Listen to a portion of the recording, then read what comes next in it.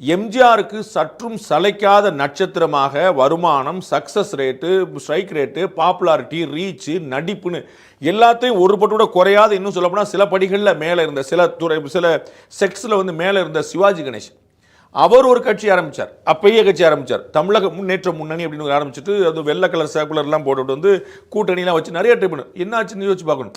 So வந்து எம்ஜிஆருக்கு சளைக்காத நடிகர் சிவாஜி கணேசன், நடிப்பில் வந்து திலகம். அவர் வந்து அவரை தெரியாத ஒரு சிவாஜி கணேசன் தமிழ்நாட்டில் ஒருத்தர் சொன்னால் இன்னைக்கு வரைக்கும் எந்த சிவாஜி கணேசன் யாருமே கேட்க மாட்டாங்க. கணேசன்னா 100 பேர் கேட்பாங்க, சிவாஜி கணேசன் ஒருத்தர் தான். இன்னும் சொல்ல போனால் நீங்கள் வெறும் சிவாஜின்னு மட்டும் சொன்னால் கூட சத்ரபதி சிவாஜி யாரும் நினைக்க மாட்டாங்க, நம்ம சிவாஜி கணேசன் நினைப்பாங்க. அந்த மாதிரி அவர் உனக்கு கணக்கு. அப்போ அவ்வளோ பெரிய உயரம் தொட்டவர் ஏன் இங்கே வர முடியலன்னு பார்க்குறோம். நம்ம ஏற்கனவே சொன்னோம்ல, கார்த்திக்லேருந்து நிறைய பேர் வந்து பார்த்தீங்கன்னா முயற்சி பண்ணல. அப்போ அவர் கார்த்திக் வந்து இளைஞர்களுடைய, இளம் பெண்களுடைய உள்ளத்தை கொள்ள கொண்டவராக இருந்தார். கமல்ஹாசனை மிஸ் பண்ணிட்டோமே.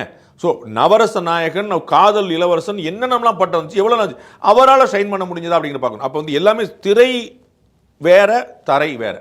திரை வந்து கன உலகம், படையப்பால் வர்ற மாதிரி ஒரு பாட்டில் வந்து கோடீஸ்வரா நீங்கள் ஆயிடலாம். அதில் வந்து ஒன்று குழப்பம், ஒரே பாட்டு டக்குன்னு வந்து மைனிங் பண்ணுறோம், முடிக்கிறோம், அள்ளிடுறோம். இங்கே ஒரு பாட்டு இல்லை, படாத பாடு படணும், அது வந்து ஒரு பாட்டில் செல்லக்கூடாது. அப்போ தரை வேற, திரை வேறங்கிற நம்ம பார்க்குறோம். எம்ஜிஆர் வந்து வந்தார்னு சொல்லிகிட்டே இருந்தால் கூட, விஜயகாந்த் எதிர்கட்சி தலைவருக்கு வந்தான்னு சொல்லிட்டாங்க. அவர்கள் அதற்கு முன்னாடியே பெரிய அரசியல் பயணம் மேற்கொண்டார்கள் எல்லாருமே மறந்துடுறாங்க. அது வந்து அவங்களுக்கு புரியல. நேர கட்சி ஆரம்பிச்சார், முதலமைச்சராங்கிற மாதிரி நடந்துட்டு இருக்காங்க. எம்ஜிஆருடைய வரலாறு எல்லாருக்கும் தெரிஞ்ச விஷயம். அவர் வந்து திமுக இருந்தார். திமுகவுடைய புரோட்டோகாலில் டாப் 3rd பொசிஷனில் இருந்தார். பொருளாளருங்கிற இடத்துல தலைவர், பொதுச்செயலாளர், பொருளாளர் இடத்துல இருந்தார். அப்படிப்பட்ட பொசிஷன் இருந்தவரை அது என்ன இன்னைக்கு வந்து டிஆர் பாலு இருக்காரு, ஒரு முன்னாடி வந்து துரைமுண்டம் இருந்திருக்கிறாரு, ஒரு காலத்தில் கலைஞரே இருந்திருக்கிறார் அந்த போஸ்ட். அப்படிப்பட்ட போஸ்ட்ல இருந்தவருங்கிற பார்க்குறோம். அண்ணா பீரியட்ல கலைஞர் வந்து பொருளாளர், ஸ்டாலின் இருக்காரு. அந்த மாதிரி ஒரு கீ போஸ்ட்ல இருந்தவர், சட்டமன்ற தேர்தலை சந்திச்சவர், மக்களை சந்திச்சு வென்றவர், தேர்தல் election Parangimalai Saint Thomas mount election நின்றவர். அதெல்லாம் மறந்துட்டு நேராக வந்து நின்றலாங்கிற மாதிரி நினைக்கிறாங்க. அப்போ வந்து அதுதான் மற்றவங்களுக்கு இருக்குமான வித்தியாசம். அப்போ கோட்டைக்கு போகலாம், கோடம்பாக்கத்துலேருந்து அதில் ஒன்றும் குழப்பம் இல்லை. மக்கள் ஆதரவு இருக்கணும்.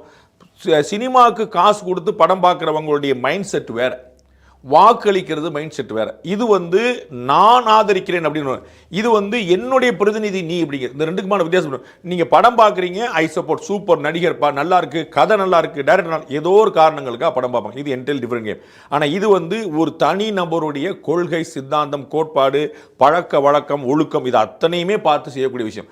அது என்டையர் டிஃபரெண்ட் கேம்.